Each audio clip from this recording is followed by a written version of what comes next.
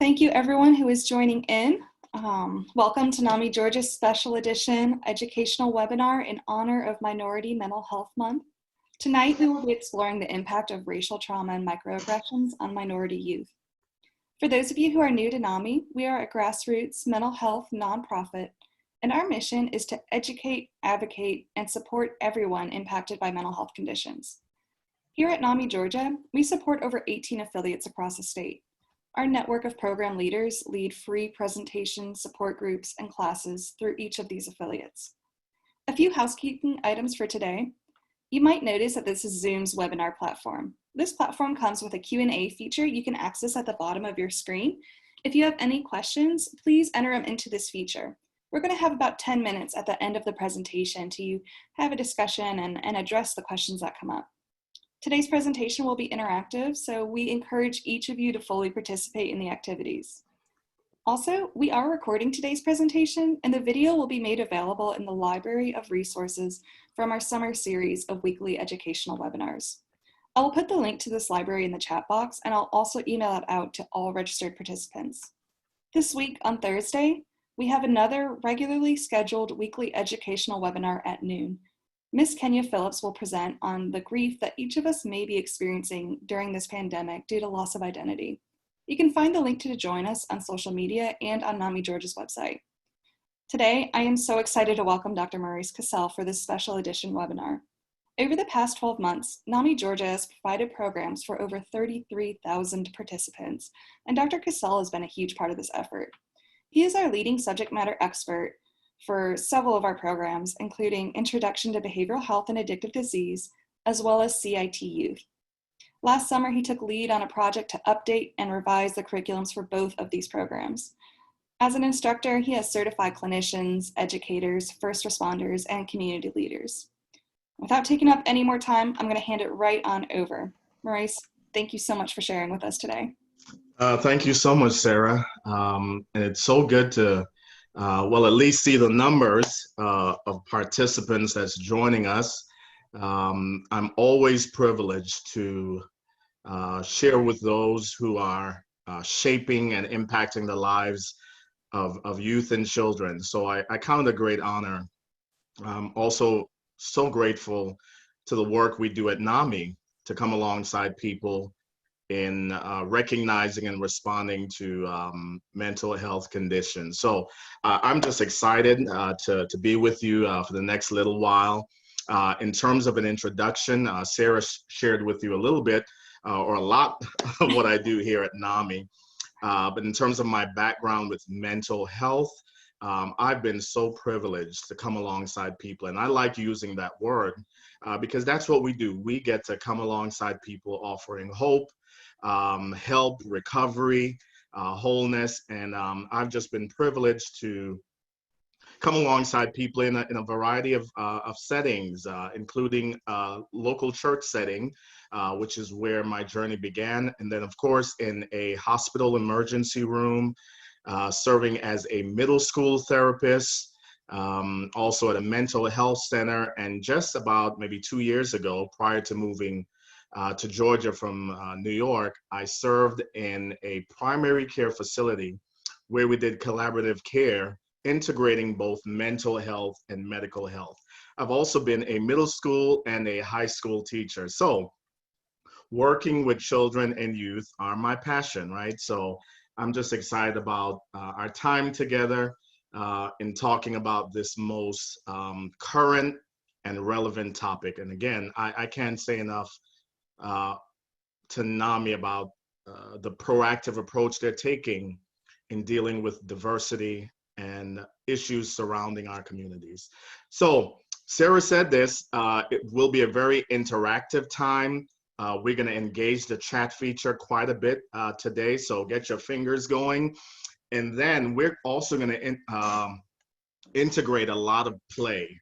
There will be a lot of play. And you're saying, well, I didn't come here to play. This is a serious topic. You know, we're talking about trauma. We're talking about racial realities. Well, let me give you this disclaimer up front, right? Here's what we do know, right? When working with children, play will be really important. And the research does show that even the most traumatized child or youth can benefit greatly from play, right? Also, as it relates to us, play helps to rewire our own brains, right? The learning centers of our brain begin to go off. The prefrontal cortex of our brain, the front part of our brain, which is executive functions, right? That begins to get larger and bigger. So bottom line is we're going to play today.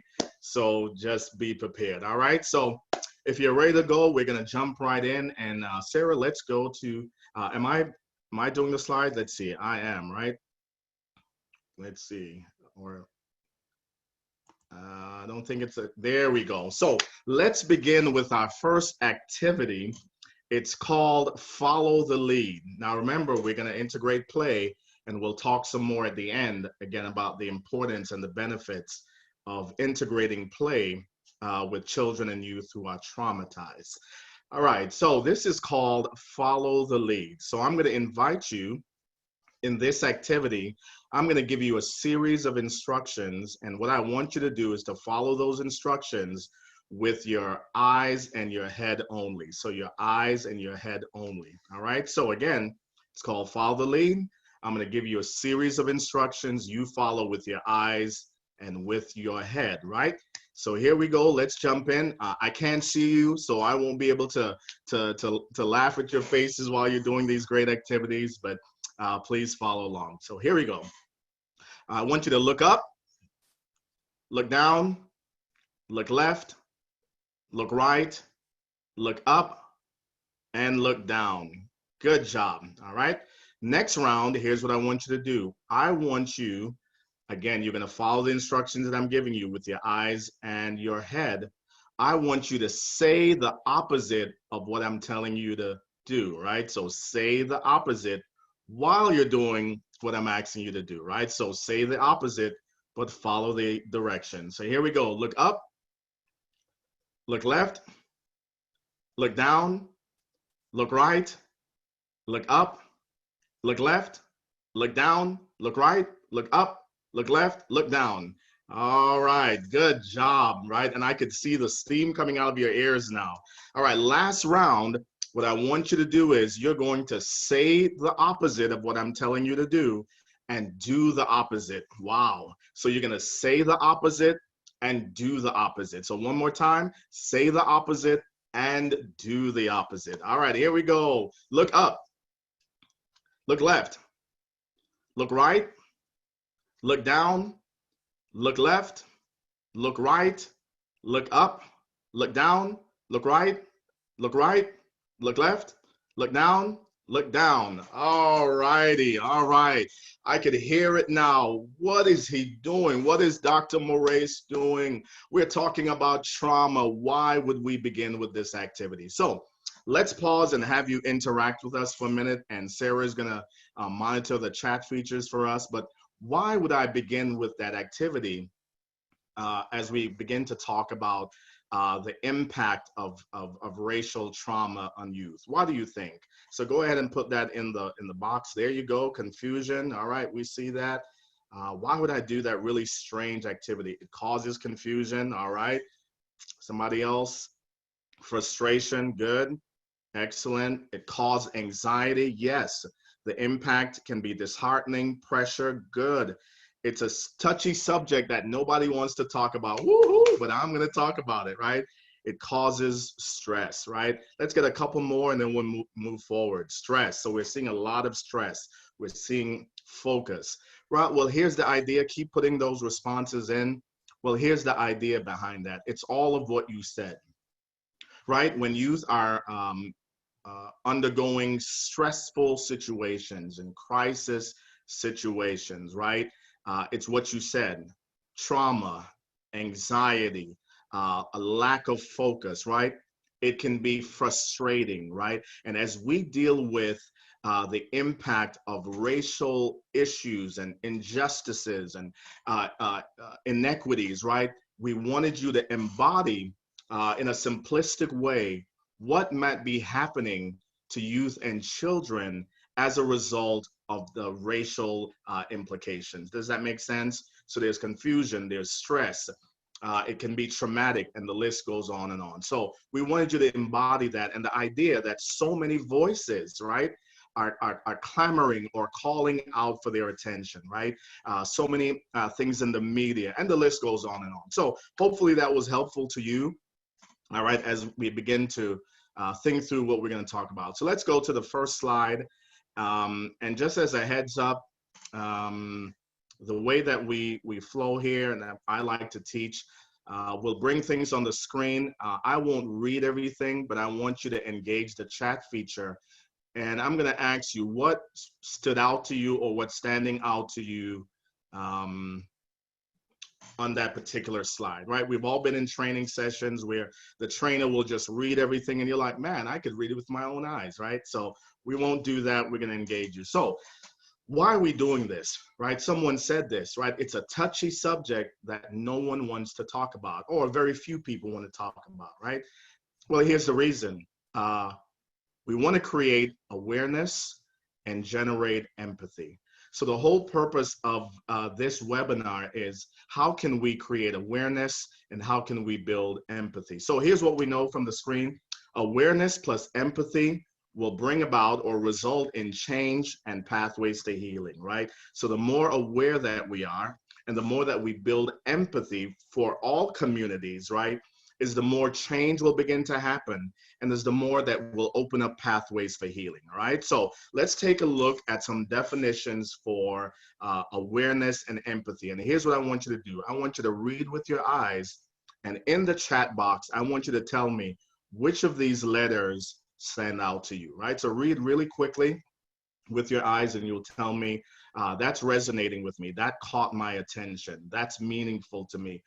So let's engage that way. So just put in the chat box, letter A, letter B, letter C. Good. I see a lot of letter E's, right? Getting down in the dark places. Excellent, right? Give me a couple more. Good. We're doing good, right? So letter E, really, I see some D's. Good, good, good. Excellent. Good. So let's talk through this, right? For me, like I said, I won't read everything, but I want to highlight a couple, integrating with what you said in the chat box, right? Here's the one I want to highlight. I want to highlight letters B. Empathy leads to listening differently, right? The more empathetic that we are is the more we will listen with new ears and we'll see with new eyes, right? I like letter D from Dr. Caroline Leaf. I love what she says. I see a lot of E's, right? She says it this way: empathy is getting down in the dark places with some people or someone who is suffering and showing them that they are not alone. So think about it, right? So empathy is getting down in the dark place with someone or people who are suffering or who's suffering and showing them they are not alone. You don't need to provide a solution or answers. Your presence is just enough in the moment. Isn't that amazing?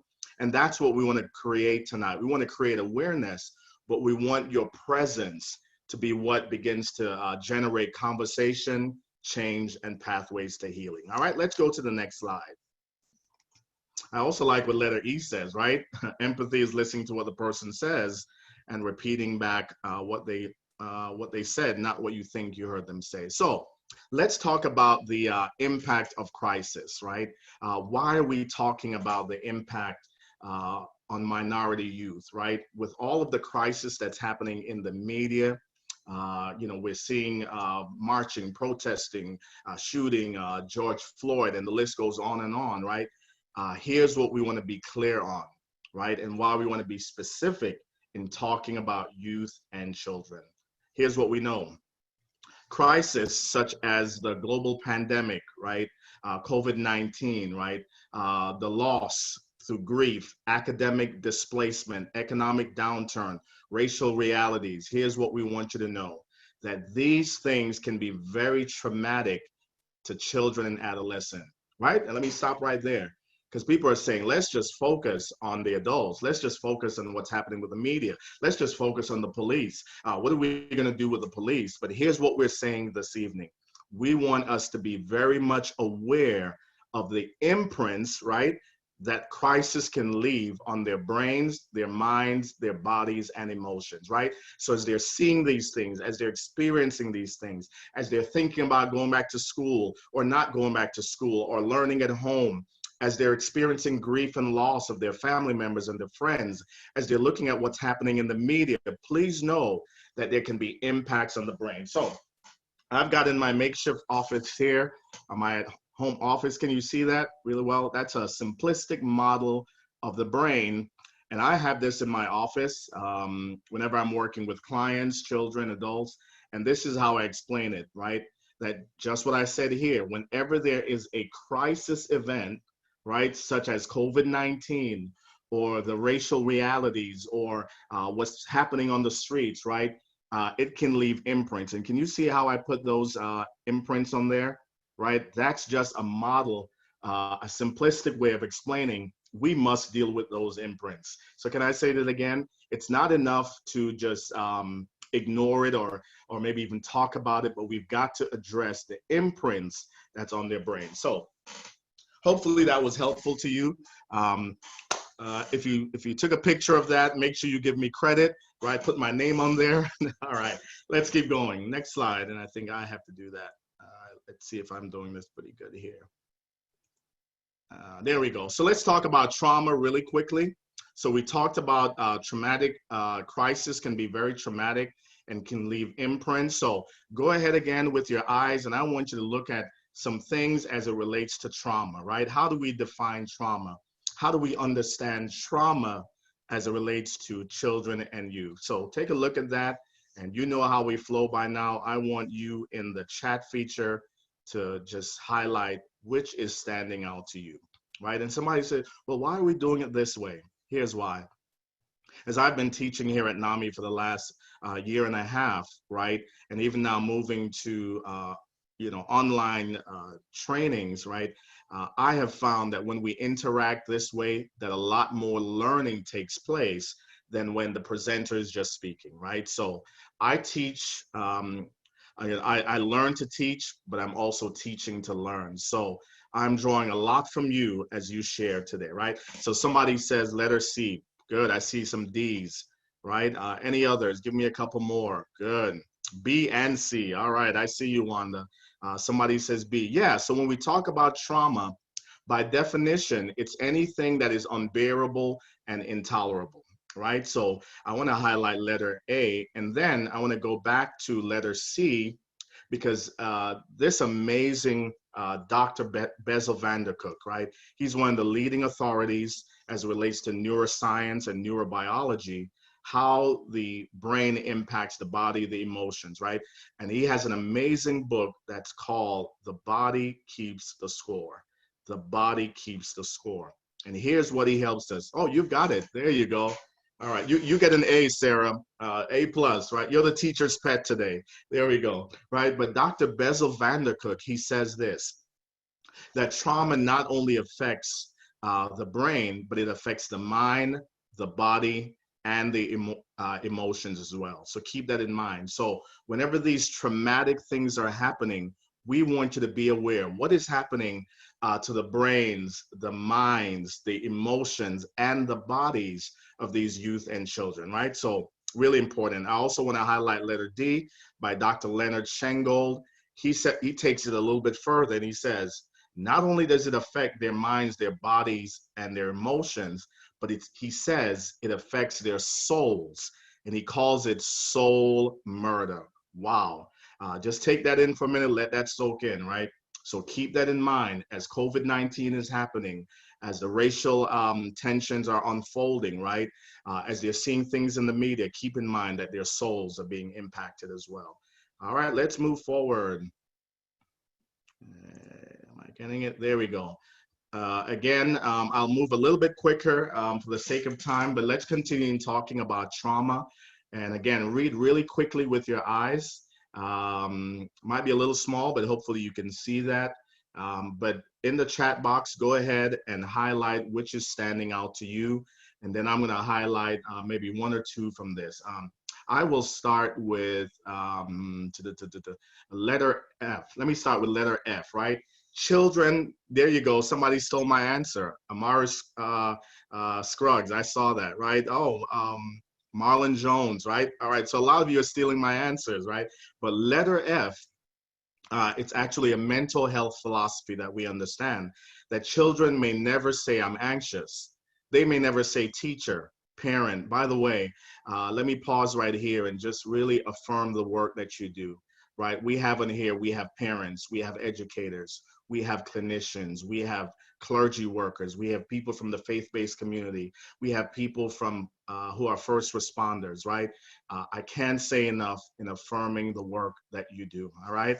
So children may never say, mom or dad or teacher, I'm anxious or depressed, but what they may say is, I have a headache or I have a stomach ache. So keep that in mind, right? I also want to highlight letter E. I mean, I've got to highlight this one because this guy, Sarah, is brilliant. This guy is amazing. This guy is awesome. Listen, folks, if you're ever in his presence, you better get his autograph. You better get his picture. This guy is absolutely fabulous.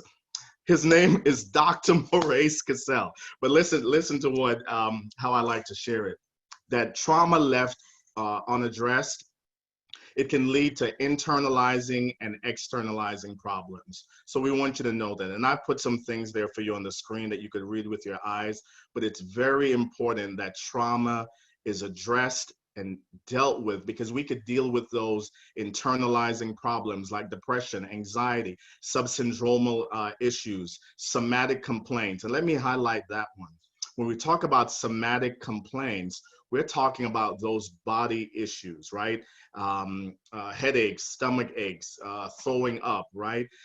What we know is whenever trauma happens to anyone, it can become trapped in the body and then it's manifested into something else, right? So keep that in mind, right? That this is why we're addressing it today, right?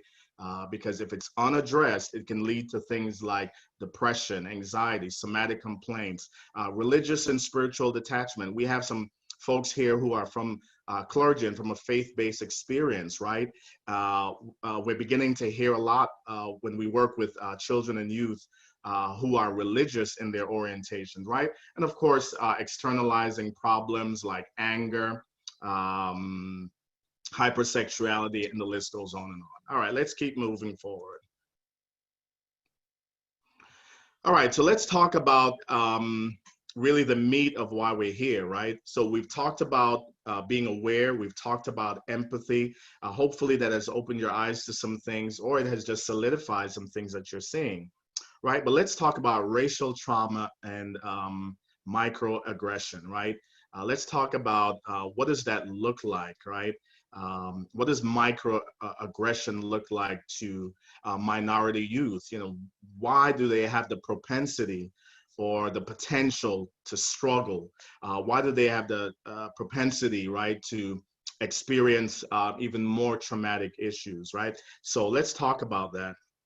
And let's see if it's going to let me do it here, Sarah. There we go. So interesting picture that I put on the screen, and hopefully I'm not blocking that. Let me move that. There we go. So when people ask about racial trauma, right, and microaggression, and they ask, you know, why is it that why is it that there's trauma? Why is it that minority youth are experiencing? And by the way, the numbers have increased. This is not in our notes, but this is what we do here at NAMI.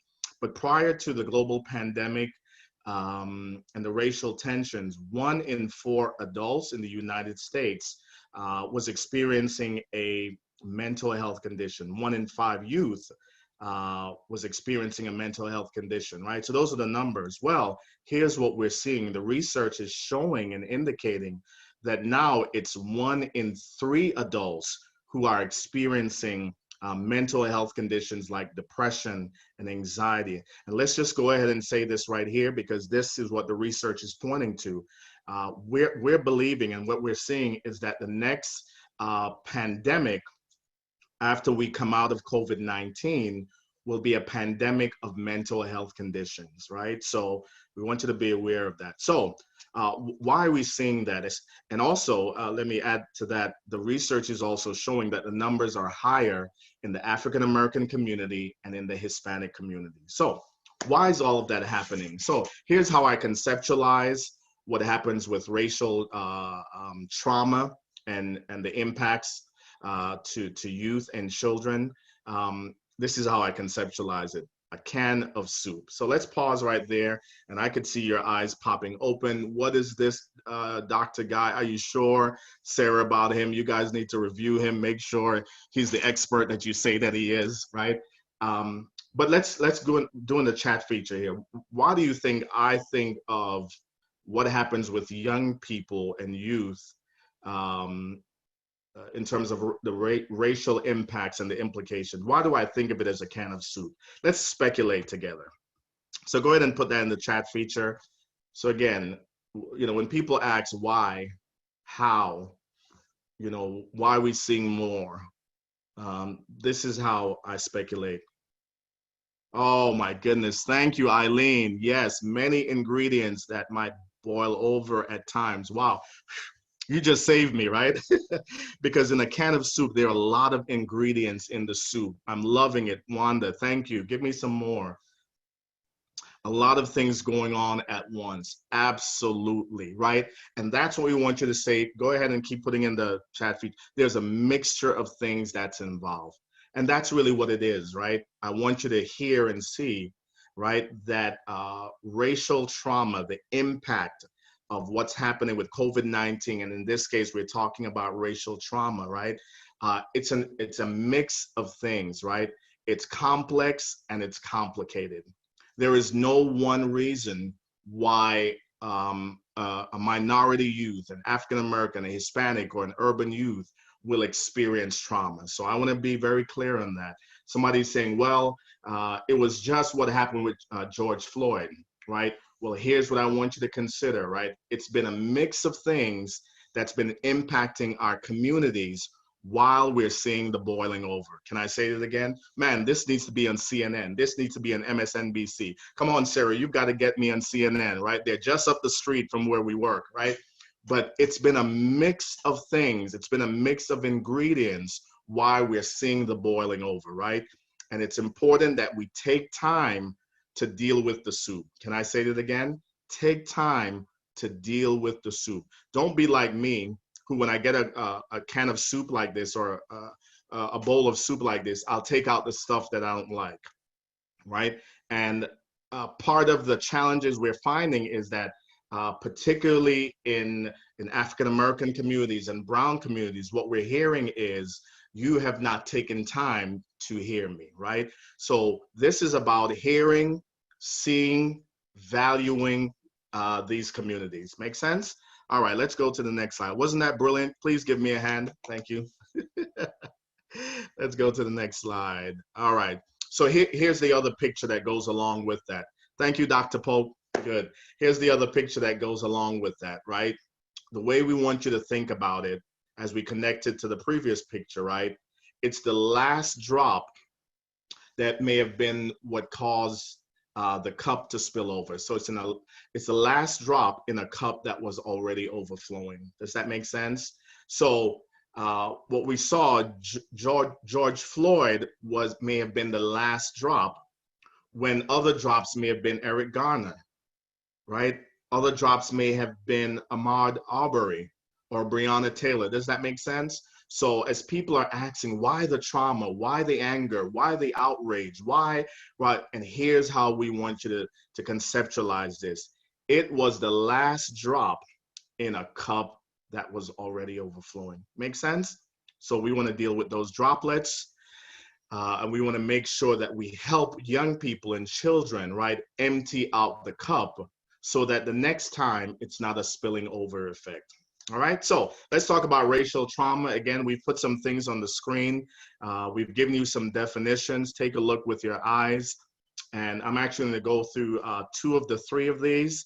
But when we talk about racial trauma, we want you to be aware that racism can be overt, it can be covert, it can be intentional, or it can be unintentional. So keep that in mind, right? So sometimes when we talk about racism, we often focus on the overt, right? The systematic racism. But here's what we want you to know, that whether it's overt, whether it's covert, whether it's intentional, or whether it's unintentional. And somebody's saying, wait a minute, hold up, Dr. Morais.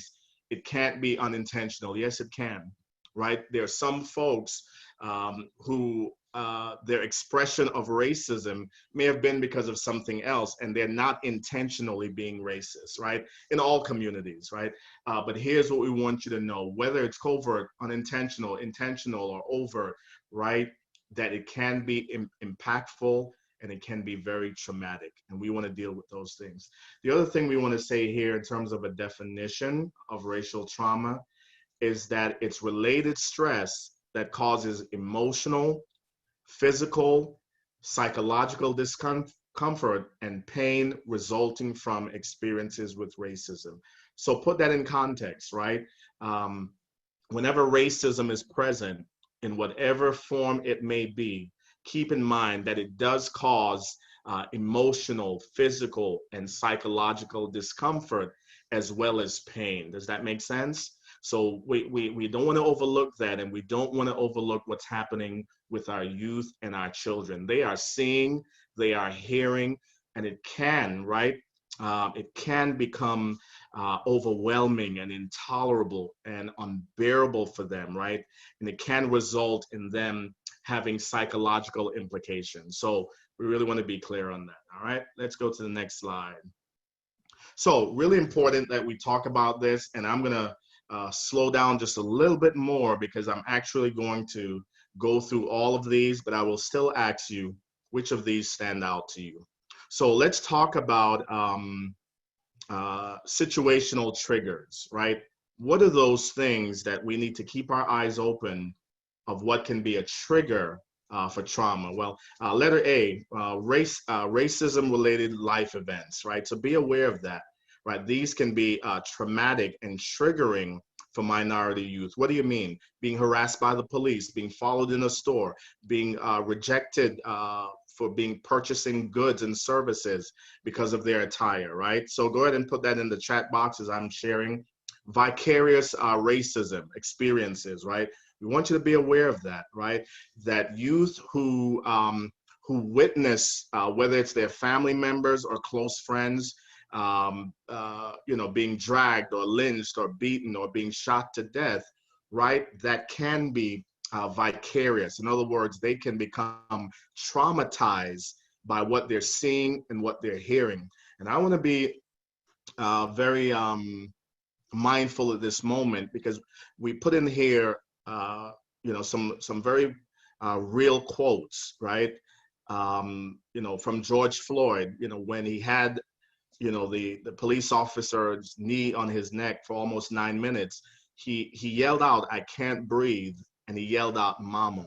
Please keep in mind that as youth, minority youth, as those words are replayed over and over, right, keep in mind that they can be vicariously traumatized by that. Does that make sense? So be aware of that. Also, daily racism, micro stressors, and microaggression, right, which can be subtle, it can be innocuous, right? It can be unconscious, it can be subconscious, but here's what we mean by that. They're daily stressors that they go through that, again, it can be a boiling over point, right? That's what we want you to be aware of, right? So here are some things, right? Being ignored while waiting in line, right?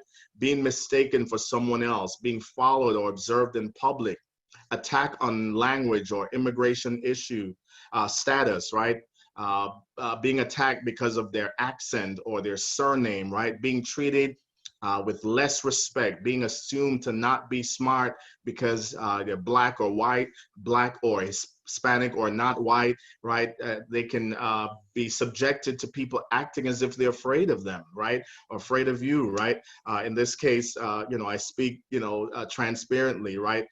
They're daily micro stressors that I go through. So I could imagine what that's like for our youth, all right? Let's go to the next one. Let's see if it will let me do it. There we go. Let's continue with what are some of those situational triggers, right? Chronic contextual stress. What do we mean by that?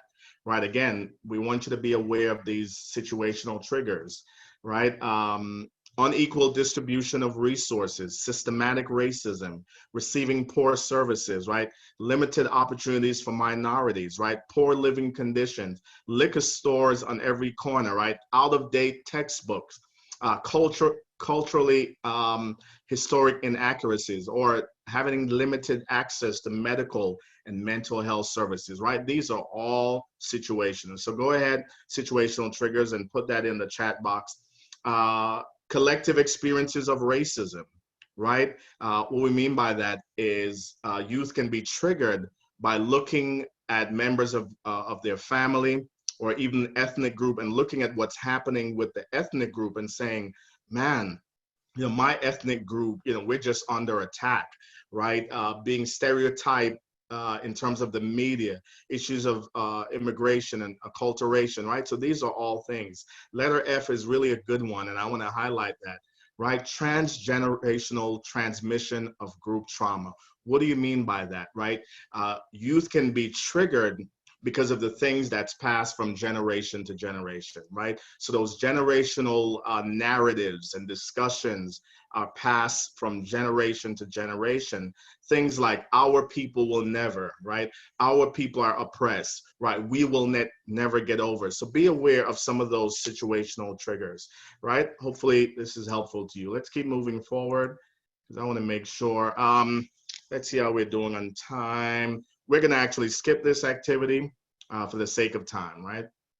But we'll get you next time. So let's talk about the impact or the consequences of racism-related stress and trauma. And here's what we want to highlight for you. We want to say this to you, be very much aware of when there are changes in the lives of youth and children that are minority, right? We want you to keep your eyes open.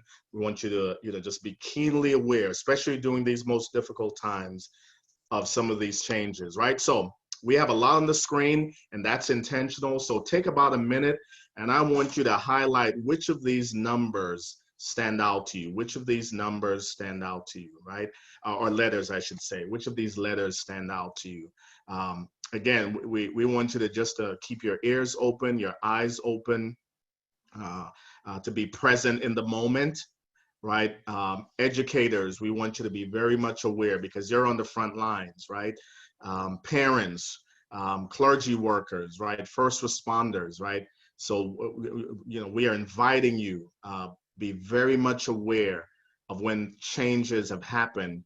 Some can be subtle, and some can be very drastic, right? So go ahead and put that in the chat screen, and the chat box is lighting up. Excellent, excellent.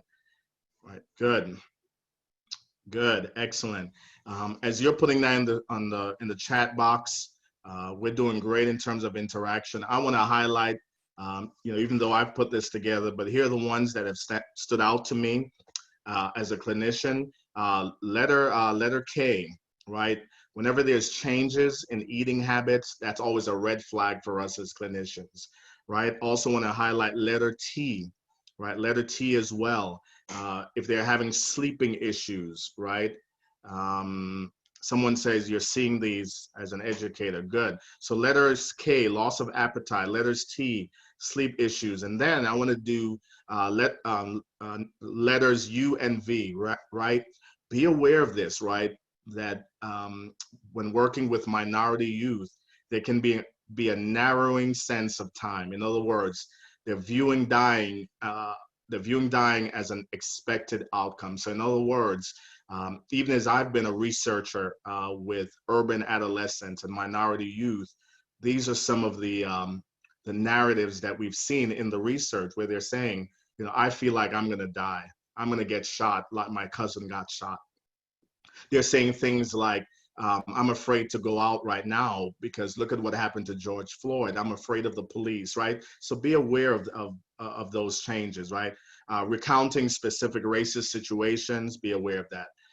All right, so hopefully that was helpful to you. And the bottom line is we want you to leave here saying, you know what, I must be very much more aware of these subtle changes, or maybe even maybe overt changes. All right, let's go to the next slide. Let's see. All right, how do we cope with racism and trauma? We're going to go through these really quickly. Awareness, right? We want to be aware, which is what this is, right? We're giving some suggestions. We're not offering big solutions today, but awareness is really where we want you to go. So treat trauma like you treat roaches, right? Ascribe that to me, because that's how, I like to say it. And what do you mean? We have to turn on the lights. And I've got my little thing here. There you go. Turn on the lights. You like that? Real cool. What do you mean by that, Dr. Morais, right? If you've ever had roaches somewhere, right? Roaches function in the dark. But the moment that you turn on the lights, what do? They begin to scatter, right? So that's what we're doing. Stop laughing, Sarah, right? We're turning on the lights, right? Here's some other things that we want to highlight really quickly. Understand that there's several contexts for change and pathways towards healing. So keep that in mind, right? Whether it's awareness, advocacy, marching, posting, protesting, policy making, keep that in mind, right? That it's really important, because some people are saying, no, let's just focus on marching. Let's just focus on policy making, right? But let's be aware of that there's several contexts that will bring about the change that we need to see, right? Understand that we can't legislate morality or passion, and do understand that recovery is on a continuum, all right? Good, so somebody's saying letter 3.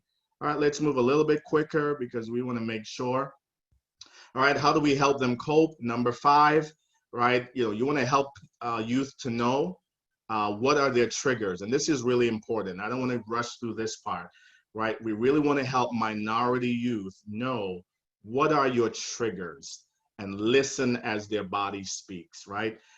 The majority of my work with youth and children has been in an urban context, right? So what I shared today, it's from personal experience. I've lived this. I've been an urban at-risk youth, right? I'm a little bit older now, but I was that urban at-risk youth, right? So we want you to encourage them to know what are your triggers, right? What will get you going? What will get you upset?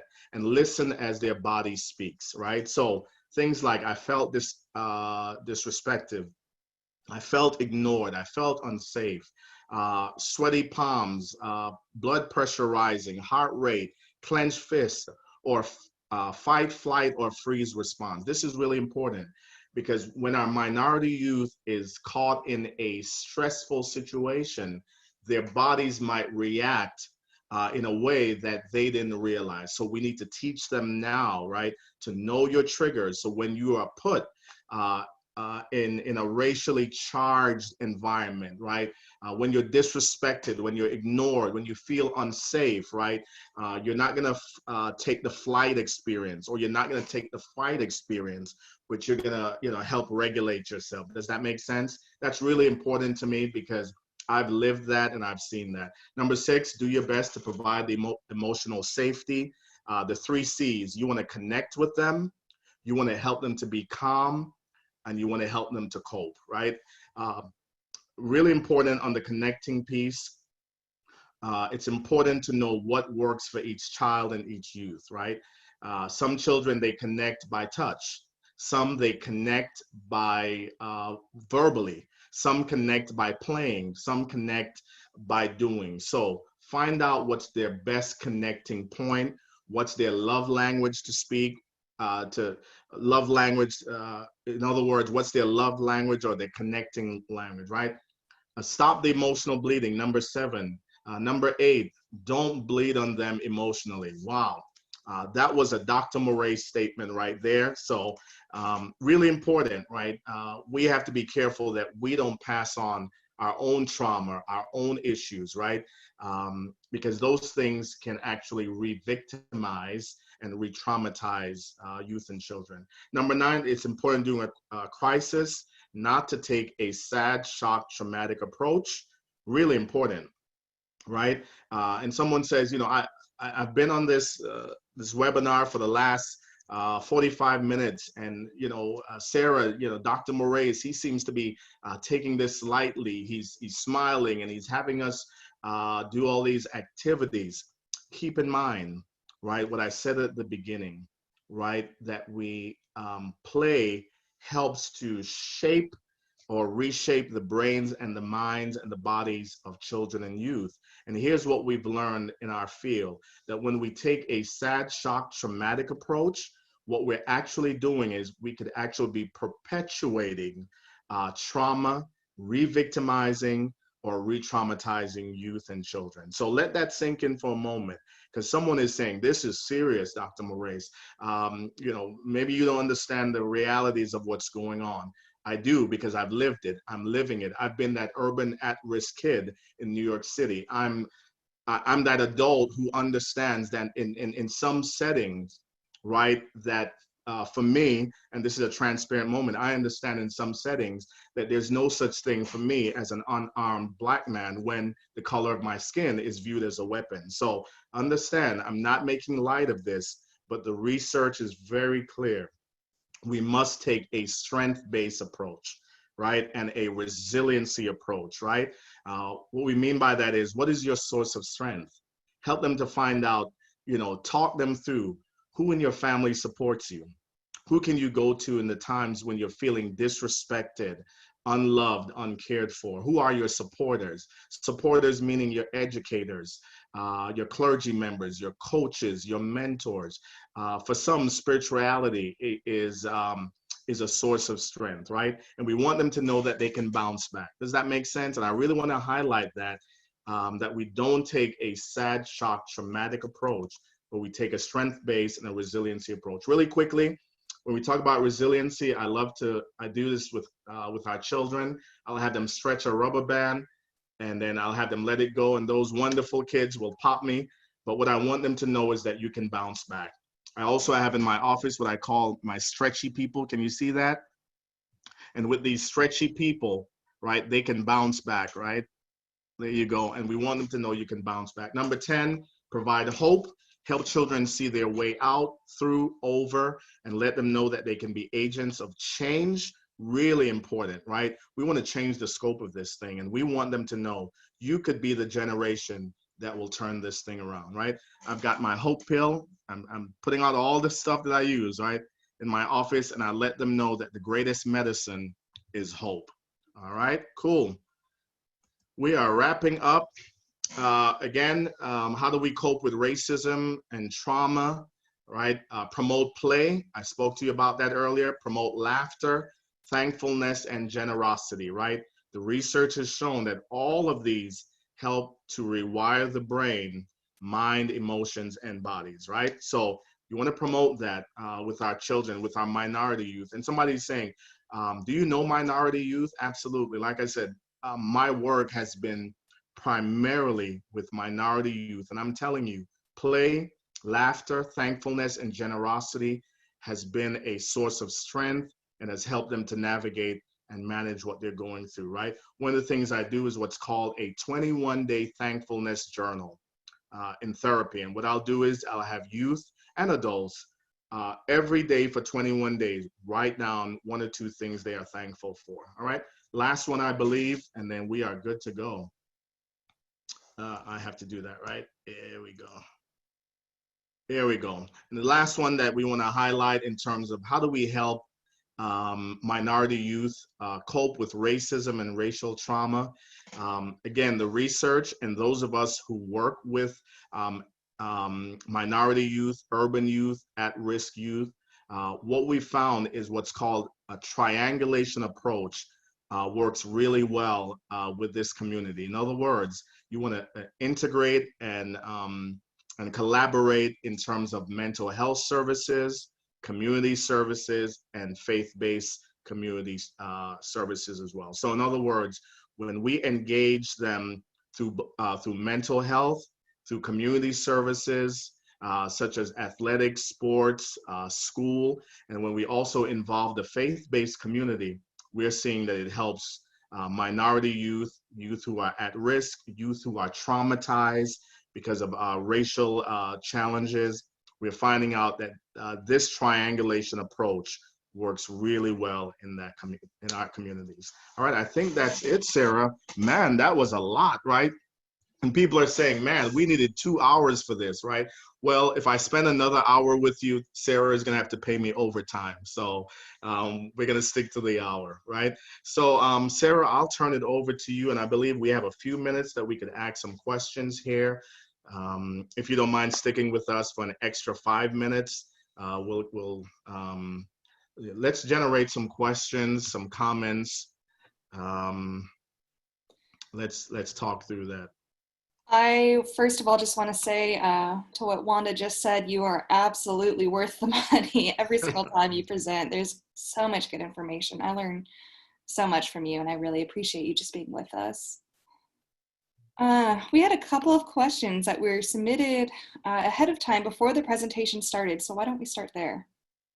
All right. You want to pull that up for me again, Sarah? Or Yeah, it's all the way so back? Okay. I can read the first one out if you'd like. Sure. There you go. So the question was, what is being done within school systems to prepare and train educators, faculty, staff, and resource officers to monitor and address symptoms of racial trauma and, by comparison, understand the differences between mental health issues in minority youth? Good question, Sarah. And to the person that submitted that ahead of time, yeah, I want to let you know that it's been an ongoing work here at NAMI. We have several programs that's already doing that. One of our most effective programs is what's called the Ending the Silence program, where we actually go into the schools and we train educators to recognize and respond to mental health conditions, right? So we've been doing that. Well, we also have one that's geared towards students. Now, in terms of diversity, I know in the office, we have, we've taken the bull by the horn, and we have actually put together, and can I mention that, Sarah, a diversity committee, right? And that was initiated, with a conversation that I had with Sarah, and it was a great conversation, just sharing my experience. So bottom line is, we are doing that. NAMI has been at the forefront of this battle in terms of going into the schools and training educators. And in light of the racial challenges that we're facing, we are redefining ourselves. So we are doing that, as well as the CIT program, which is where we train first responders, primarily school resource officers and police officers, right? We actually spend 3 days with them, and I'm honored that I get to teach that program. I think 2 weeks ago, we had 26 police officers that I was privileged to train in the height of the racial challenges, right? So I had them right in front of me. They saw me. I shared with them some of the challenges of the African American and Brown communities. So we are doing that, is what I'm saying. So I would encourage you, wherever you are, just connect with your local NAMI. They should have an Ending the Silence program that's going, and they can get into the schools. We also have several teachers on here. Sarah, just several of my friends I saw popping up here, and they are educators. So yeah, we are willing to do what we can to come alongside you. Next one. So the next question was, how can diverse clergy and religious organizations become aware of this type of trauma and effectively address it within their parameters? Good question. One of my areas of expertise, and Sarah will tell you, is working in the faith-based community.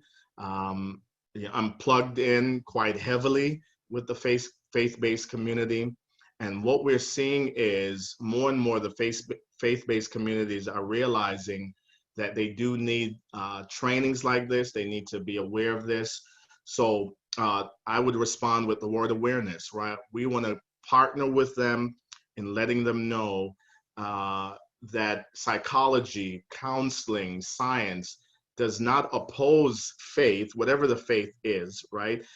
We don't ascribe here at NAMI to one particular faith, right? Because we work with a diverse group of people. But regardless of what your faith experience is, we want to use that to serve as a coping mechanism integrated with psychology, counseling, and mental health. So bottom line is, NAMI, in fact, we do have a specific module on working with faith-based communities. So we're doing that as well. I guess the answer would be create awareness and encouraging your clergy members, your pastors, your bishops, your imams, whoever, your priest, your rabbi, encouraging them to connect with groups like NAMI and have us to come in, and we will, come under your auspices, so to speak, and make sure that we are not, disrupting your faith experience, but speaking more to the holistic person, body, soul, and spirit. All right, hopefully that answered your question. All right, we have any more? Oh yeah, we have a couple more. All right, there we go. So the next question is, how can we stop emotional bleeding when it can be done accidentally? Wow, that's a good one. Wow. Tough questions tonight. Tough questions. Woo, y'all are making me work right here.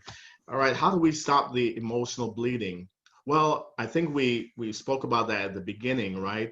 Empathy is getting down in the dark places with someone who's suffering and letting them know that they're not alone, right? So part of that, of stopping the emotional bleeding, is getting in the dark places with people. Here's how I like to explain it. And, I told this is my passion. I like to explain it this way, that children are not afraid of the dark.